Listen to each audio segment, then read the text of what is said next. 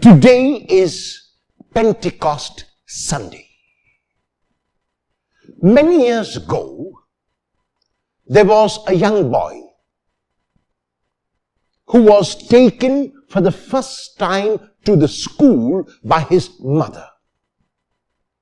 And as his mother left him at the gate of the school so that he could move in, the boy began to cry.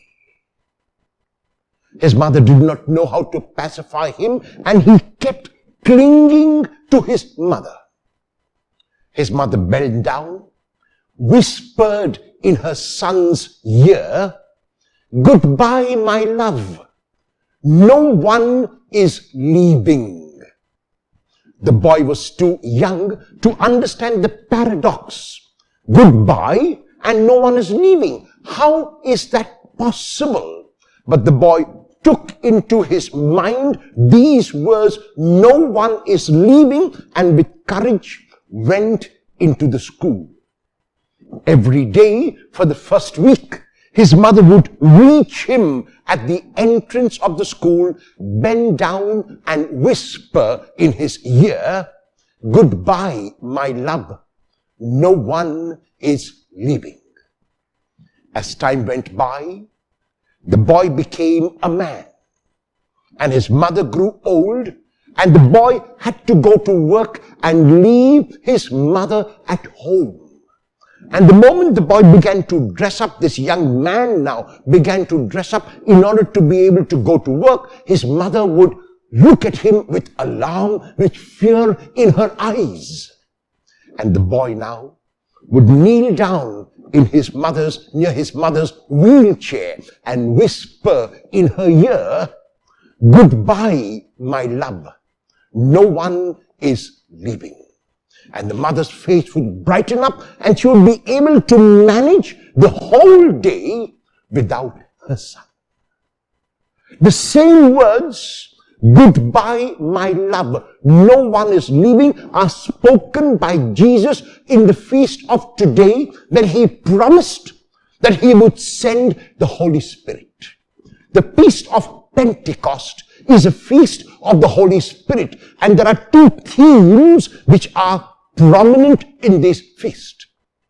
And the first is this apparent paradox between saying goodbye to the disciples and not leaving. In this case, it is true that the Lord has gone away and said goodbye, but it is also true that the Lord has not left.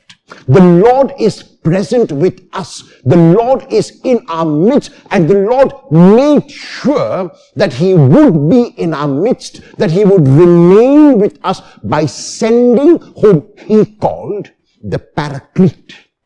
The English word Paraclete comes from the Greek parakletos, which means someone who is called near, and especially at the time of trial, especially at the time of judgment, to be an aid, to be a helper, to be a counselor, to be an advocate. And therefore, these are all names for the Holy Spirit.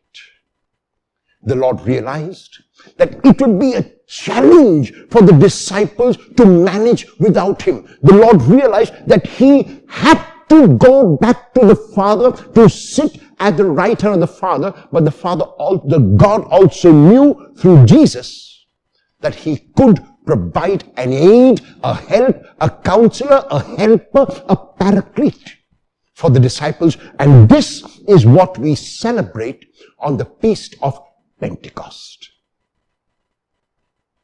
In the gospel text of today, chosen from the Gospel of John chapter 20 verses 19 to 23, Jesus appears to his disciples after the resurrection. The doors are closed. It is an unwelcoming scene because the disciples are afraid. And the reason why the disciples are afraid is because they are now headless, they are now leaderless. Their leader has died and been laid in the tomb. Little do they know that he has been raised, And the risen Jesus now appears to them. Even though the doors are closed, they are no hindrance for the risen Christ. And so he comes and stands in their midst. And what does he do when he gives them the gift? He gives them first the gift of peace. When he says, peace be with you, he is not merely wishing them peace, but he is gifting the same peace which he received from the Father to his disciples. And this peace is a peace of wholeness, a peace which encompasses every single area of a person's life, a peace which is complete, a peace which brings a person to be that person that he or she must be.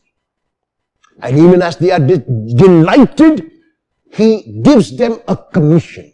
And the commission is, as the Father has sent him, so he is sending the disciples. And when he gives them this commission, he breathes on them again and gives them a second time, now specifically for the commission, the gift of peace and the Holy Spirit. The Holy Spirit is given to them through the breath of Jesus. Like God breathed life into the first human being, that God made the first human being a living creation by breathing his breath into the human being. So now Jesus breathes his breath into the disciple so that they become now a fearless group.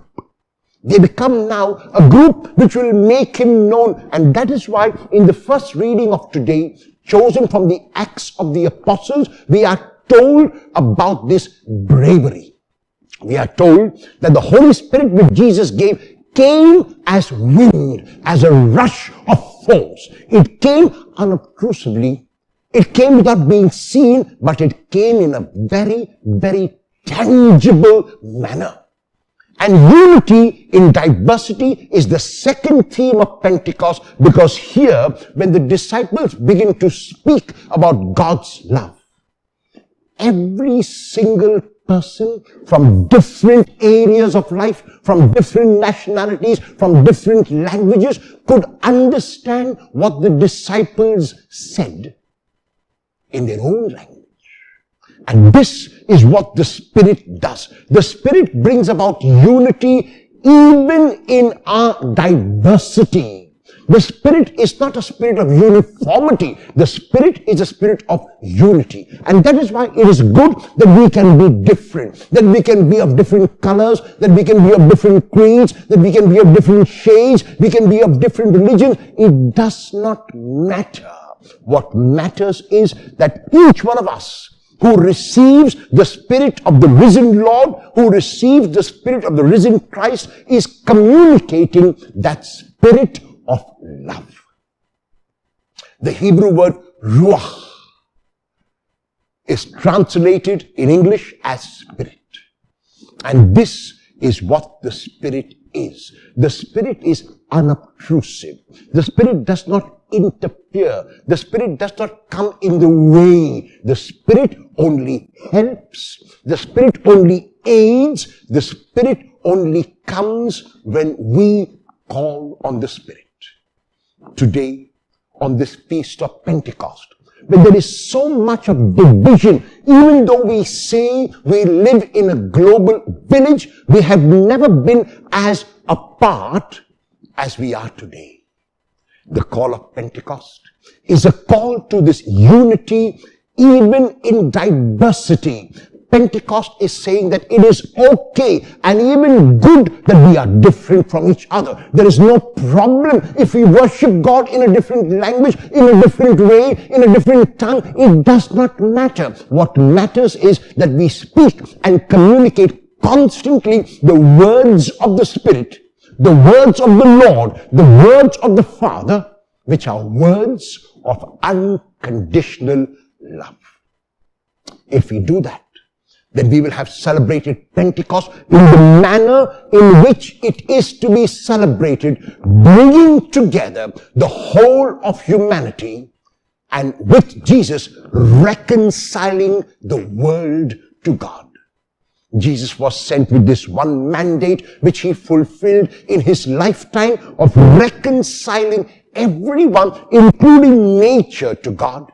This is the mandate which we receive today on the Feast of Pentecost. That we realize that even though we are different, it does not matter if others are different. What is important is that the Spirit brings us all together in a spirit of unconditional love. A happy Feast of Pentecost to everyone.